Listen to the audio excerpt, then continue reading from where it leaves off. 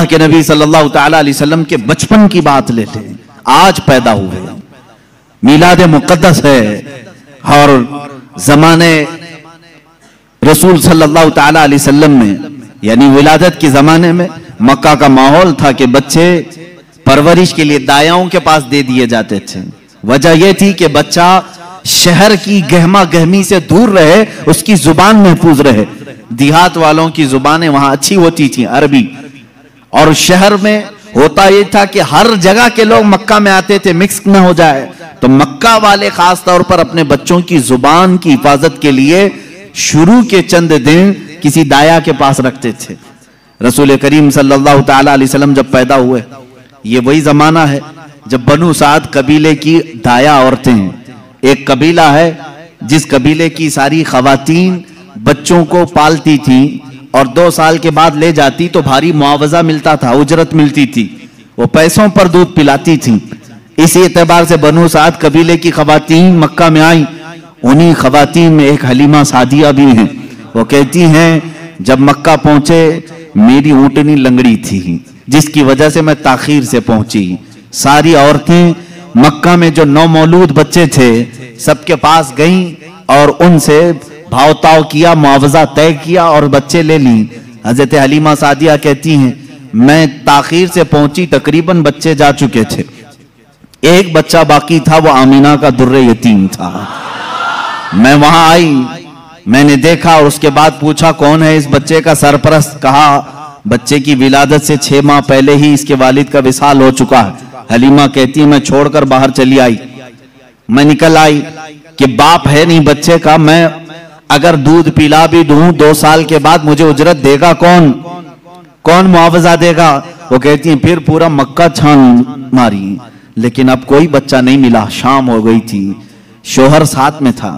हलीमा सादिया से शोहर ने कहा, ऐ हलीमा, खाली हाथ जाने से बेहतर है कि वो यतीम को साथ ले जाएं। यतीम दुर्रे यतीम है, साथ ले जाएं। हलीमा सादिया कहती है, मैं दोबारा वापस आमीना के घर आई। आमीना रज़ी अल्लाह ताला अन्हा कहती हैं, ऐ हलीमा, सुबह तुम बच्चे को देख कर गई थी, फिर वापस आई। कहा, हाँ, हम खाली हाथ जाने से बेहतर समझती हैं कि इस दुर्रे यतीम को ले जाएं। हजरत आमीना ने कहा, ले जाना चाहे तो ले जाओ, लेकिन तुम्हारी उम्मीदों के मुताबिक हम मुआवजा नहीं दे सकेंगे, तुम्हारी उम्मीदों के मुताबिक हम उजरत नहीं दे सकेंगे।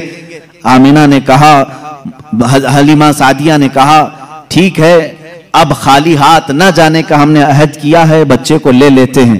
हलीमा सादिया उस वक्त तक बच्चे को अपनी गोद उठाई नहीं थी, सिर्फ देख करके गई थी। गोद में जब लिया, हलीमा सादिया कहती है, मेरे पेशानी से लेकर तलवों तक ठंडक पहुंच गई थी। पहली मर्तबा गोद में लिया, उसके बाद उसके शौहर हलीमा सादिया के साथ वो बाहर आई। कहती हैं कि मेरी सारी साथियां, मेरी सहेलियां जो बनु साद कबीले की खवातीन थी वो जा चुकी थी और सारे सफर पर थी। मेरी ऊँटनी लंगड़ी और फिर ताखीर भी अलग। मैं बच्चे को लेकर के उसी लंगड़ी ऊँटनी पर बैठी। अल्लाह अकबर, ये पहला मौजज़ा मेरे आका का है। ऊँटनी जो लंगड़ी थी बिल्कुल सेहतयाब हुई और इतनी तेज दौड़ने लगी, इतनी तेज। हलीमा सादिया कहती हैं, बनु साद कबीले में सबसे पहले मैं हाजिर हुई। मेरा बच्चा जिसको मैं लेकर आई थी, अब्दुल्लाह का दुर्रे यतीम, सबसे पहले बनु साद में हाजिर हुई। और काफी देर के बाद दूसरी सहेलियां हमारी बच्चों को ले आई। उन्होंने आते ही हमसे पूछा, हलीमा, तेरी ऊँटनी तो लंगड़ी थी, तेरी ऊँटनी कमजोर और लागर थी, तू पीछे रह गई थी, इतनी तेज कैसे आ गई? हलीमा सादिया कहती हैं, हाँ, ऊँटनी मेरी लंगड़ी थी लेकिन सवार बहुत ही आला था। जैसे ही ये बच्चा इस ऊँटनी पर सवार हुआ, न जाने इसमें ताकत कहां से आई, सबसे पहले मैं हाजिर हुई। सारी औरतों ने महसूस किया ये एक मौजज़ा नहीं। बनु साद जो कबीला है वो आज भी है ताइफ के करीब, आज भी वो कबीला है हलीमा सादिया का कबीला जिसको बनु साद कहते हैं। उस कबीले वालों का बयान है कि ये रात ऐसी थी, पूरे बनु साद कबीले की बकरियों के दूध से थन भर चुके थे। सारे कबीले वालों की बकरियों के थन दूध से भर चुके थे। हलीमा सादिया कहती हैं, जब मैं बच्चे को घर में ले आई तो अजीब सी राहतें और बरकतें और हवाएं चलने लगी। लोगों ने महसूस किया आज तक बनु साद कबीले में ऐसी खुशगवार हवाएं आई नहीं थी, लेकिन लोगों ने बाद में यह महसूस किया यह हलीमा सादिया के घर जो बच्चा आया है उसी की बरकतें हैं। एक के बाद दीगरे लोगों ने मौजिज़े देखे भी। हलीमा सादिया की जो बेटी हैं शैमा, जो हुजूर सल्लल्लाहु अलैहि वसल्लम की दूध शरीक बहन है, हुजूर की दूध शरीक बहन है, वो कहती हैं मैं मोहम्मद सल्लल्लाहु ताला अलैहि वसल्लम को गोद में लेकर रात में बैठती थी। 1 साल के नहीं थे, 9 माह के थे जब मैं गोद में लेकर बैठती थी। तारीक रातें हों या उजाली रातें हों, खुले आसमान के नीचे मैं आकर बैठती। मोहम्मद अरबी सल्लल्लाहु अलैहि वसल्लम की परवरिश में हलीमा का घराना लगा है। कहती हैं हम मालदार नहीं थे, खेल खिलौने वाली चीजें हमारे घर नहीं होती थी, लेकिन शैमा कहती हैं जब मोहम्मद मेरी गोद में होते रात को 14वीं का चांद चमक रहा होता और मोहम्मद सल्लल्लाहु अलैहि वसल्लम गोद से उंगली को यूं उठाते, चांद इधर चला जाता, कभी चांद इधर जाता, गोद में उंगली जिस तरफ करते वो चांद उधर ही झुक जाता था। आला हजरत इमाम इश्क व मोहब्बत फाजिल बरेलवी रदी अल्लाह ताला अन्हु यूं फरमाते हैं चांद झुक जाता उधर, उंगली उठाते महद में, क्या ही चलता था इशारों पर खिलौना नूर का, क्या ही चलता था इशारों पर खिलौना नूर का। सुबह तैबा में हुई बट्टा है बाड़ा नूर का, सदका लेने नूर का आया है तारा नूर का। अजीजा ने गिरामी, खिलौना बना है कौन? जिससे पूरी दुनिया आज तक खेल ना सकी, वो मोहम्मद अरबी सल्लल्लाहु अलैहि वसल्लम का खिलौना बना है। ये मेरे आका सल्लल्लाहु अलैहि वसल्लम के मौजज़ात, गोद के मौजज़ात हैं, गोद के मौजज़ात हैं। अब मैं यहां पर एक बात ये बताना चाहता हूं, उन लोगों के जहन को मैं साफ करना चाहता हूं जो लोग ये कहते हैं हुजूर सल्लल्लाहु ताला अलैहि वसल्लम 40 साल के बाद नबी बनाए गए, 40 साल के बाद नबी बनाए गए। बहुत सारे लोगों ने किताबों में भी लिख दिया। मेरे अजीज बात को समझा करो, नबी बनाए गए ये जुमला तवज्जो, और हमारा अकीदा ये है 40 साल के बाद हुजूर ने अपने नबी होने का ऐलान फरमाया। नबी बनाए गए अलग चीज है, वो नबी कब बनाए गए थे ये खुद रसूल पाक से पूछो, आप कब नबी बनाए गए थे? इनकी किताबों से नहीं पूछेंगे, हम हुजूर से पूछते हैं। मेरे आका फरमाते हैं कुन्तु नबिय्यन व आदम बैनल माई व तीन, मैं तो उस वक्त भी नबी था जब आदम को पानी और मिट्टी में गूंधा जा रहा था। आदम अलैहिस्सलाम के खमीर को गूंधा जा रहा था, उस वक्त भी मैं नबी था, ये अल्लाह के हबीब सल्लल्लाहु अलैहि वसल्लम ने फरमाया। और ये लोग कहते हैं 40 साल के बाद नबी बनाए गए। अच्छा चलो ठीक है, इस हदीस को अगर नहीं मानते, मौजज़ा कब दिया जाता है? मौजज़ा कब दिया जाता है? जब नबी अपनी नबूवत को जाहिर कर दे, उसे लोगों को कायल करना रहता है, ईमान की तरफ बुलाना होता है, अपनी हक्कानियत की दलील पेश करनी होती है, तब नबी मौजज़ा दिखाएगा। यहां मोहम्मद अरबी सल्लल्लाहु अलैहि वसल्लम गोद में जो मौजज़े दिखा रहे हैं, हलीमा सादिया के घर जो मौजज़े दिखाए जा रहे हैं, तुम्हारे कौल के एतबार से 40 साल के बाद नबी हुए थे ना, तो मौजज़े तो 40 साल बाद दिखना चाहिए। हलीमा सादिया की गोद में जो मौजज़े दिख रहे हैं, इससे पता चलता है वो पैदाइशी नबी थे। ऐलान का हुक्म 40 साल के बाद अल्लाह ने दिया, वो नबी नबूवत लेकर के दुनिया में आए।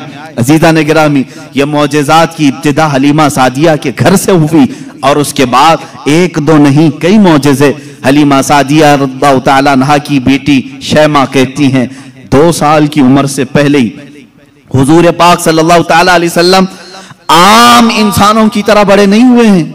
9 महीने की उम्र में तो आप तीर चलाते थे और बराबर निशाने पर, और कभी आपने हकला करके बात नहीं की, जैसे बच्चे तुतला कर हकला कर बात करते हैं। अल्लाह के हबीब सल्लल्लाहु अलैहि वसल्लम ने जब गुफ्तगू फरमाई, निहायत फसीह अरबी में गुफ्तगू फरमाई, फरमाती हैं कि एक भी ऐसा टूटा हुआ जुमला मोहम्मद से हमने सुना नहीं। ये हजरत हलीमा सादिया फरमाती। अजीजा ने गिरामी, शैमा कहती हैं 1.5 साल की उम्र में मेरे साथ मोहम्मद सल्लल्लाहु अलैहि वसल्लम बकरियां चराने के लिए आ जाते थे, बकरियां चराने के लिए आते थे। वो कहती हैं जब बकरियां चराने के लिए मोहम्मद सल्लल्लाहु अलैहि वसल्लम जाते थे जंगल में या सहरा में, जहां पर भी मामला, वो कहती हैं मैं 1 आध बकरी को लेकर जाती, लेकिन मोहम्मद सल्लल्लाहु अलैहि वसल्लम के साथ सारी बकरियां होती। फर्क ये था कि मैं धूप में चरा रही होती, लेकिन हमेशा मोहम्मद सल्लल्लाहु अलैहि वसल्लम पर बादल का एक टुकड़ा साया बना रहता था। हमेशा छांव रहती थी, कभी धूप बराह रास्त उनके रुखसारों को नहीं मारती, उनके रुखसारों पर नहीं पड़ती। ये हज़रत शैमा कहती हैं, हलीमा सादिया की बेटी कहती है, एक दिन ऐसा हुआ मोहम्मद अरबी सल्लल्लाहु तआला अलैहि वसल्लम 1.5 साल या 2 साल की उम्र के आसपास हैं, अचानक 2 लोग आए और उनको कोई पहचानता नहीं था। मोहम्मद अरबी सल्लल्लाहु तआला अलैहि वसल्लम को उन्होंने एक दरख्त के नीचे लिटाया और उनका सीना चाक कर दिया। हुजूर पाक सल्लल्लाहु अलैहि वसल्लम का वो घबराई हुई भागती हुई अपनी माँ के पास आई। 2 साल की उम्र थी जब मेरे आका सल्लल्लाहु अलैहि वसल्लम की हलीमा सादिया की बेटी या बेटा जो हुजूर के दूध शरीक थे, वो दौड़ते हुए माँ के पास आए और कहा, अजीब एक बात हमने देखी मोहम्मद सल्लल्लाहु अलैहि वसल्लम के साथ कि कोई अनहोनी 2 शख्सियात आई, उन्होंने गिराया है और सीना चाक कर दिया है। अल्लाह ना करे कि मोहम्मद के साथ कुछ बुरा ना हो जाए। वो घबराए हुए थे। हजरत हलीमा कहती है, मैं दौड़ती हुई उस मकाम पर पहुंची, जाकर के देखा दरख्त के साए में वो आराम कर रहे थे, कोई लोग नहीं थे, कोई शख्सियात नहीं थी। हलीमा सादिया ने देखा वाकई सीने के ऊपर कुछ निशानात नजर आ रहे थे। उठाया और पूछा कि क्या बात है। मोहम्मद अरबी सल्लल्लाहु अलैहि वसल्लम ने फरमाया, अल्लाह के 2 फरिश्ते आए थे, उन्होंने मेरा सीना खोला और दिल निकाला, जन्नत से लाए हुए तश्त में जो ईमान और हिकमत से भरा हुआ था, मेरे दिल को उसमें रखा और उसके बाद फिर मेरे सीने पर रखा और फिर बंद कर दिया और वो चले गए। इसलिए कि बचपन में आने वाली आम इंसानों की खसलतें इस नूरे खुदा महबूब खुदा के दिल में कभी ना आए।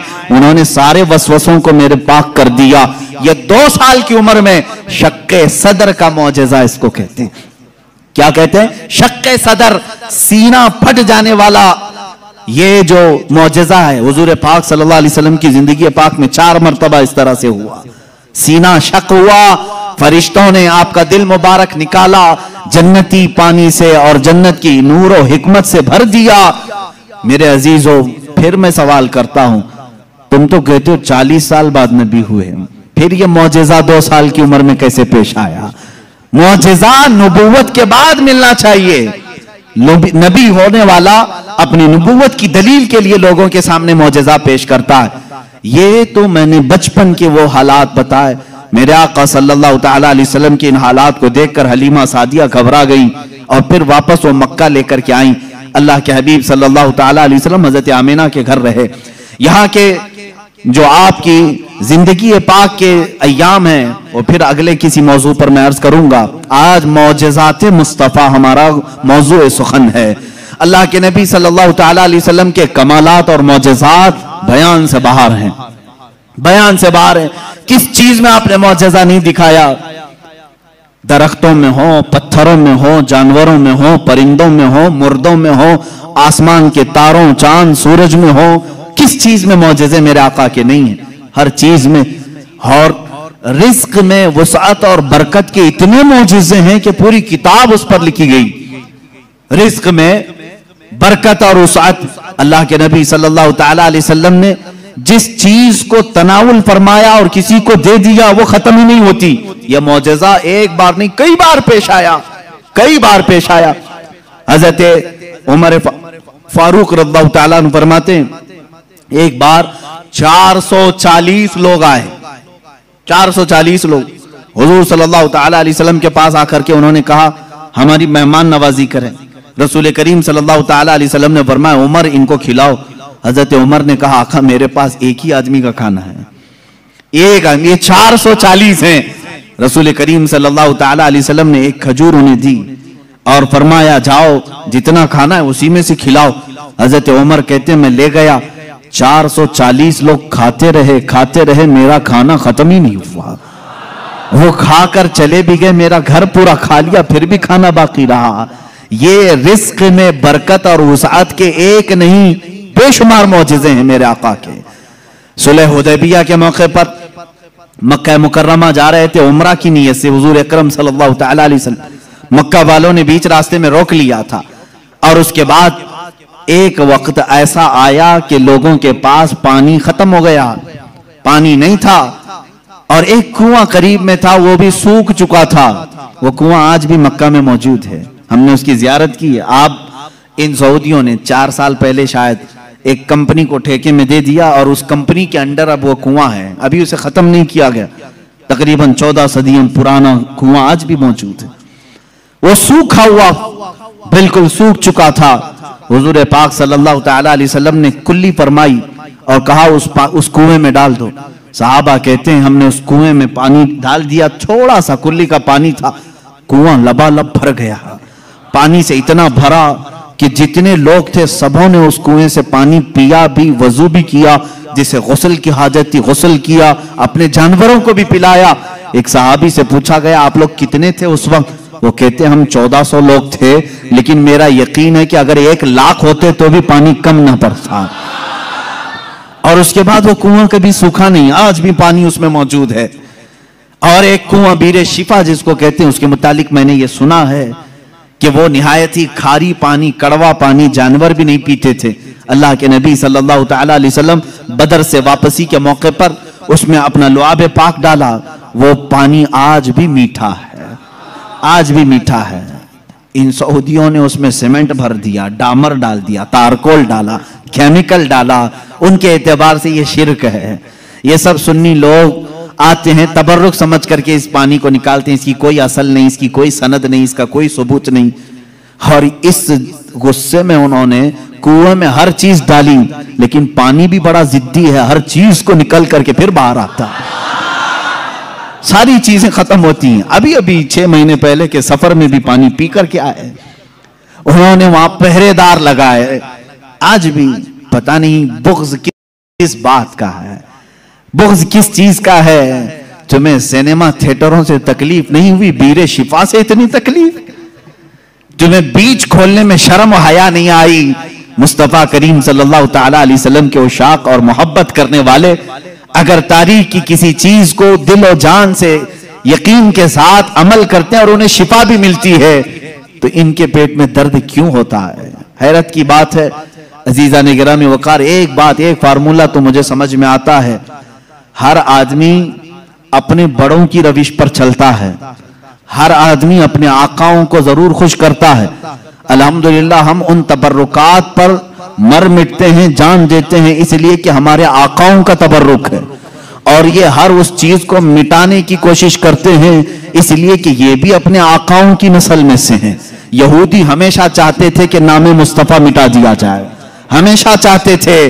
तौरात में खुरच खुरच करके नाम निकाले इन्होंने, लेकिन आला हज़रत फाजिल बरेलवी रज़ियल्लाहु तआला अन्हु ने ये फरमाया, तू घटाए से किसी के न घटा है न घटे, जब बढ़ाए तुझे अल्लाह ताला तेरा।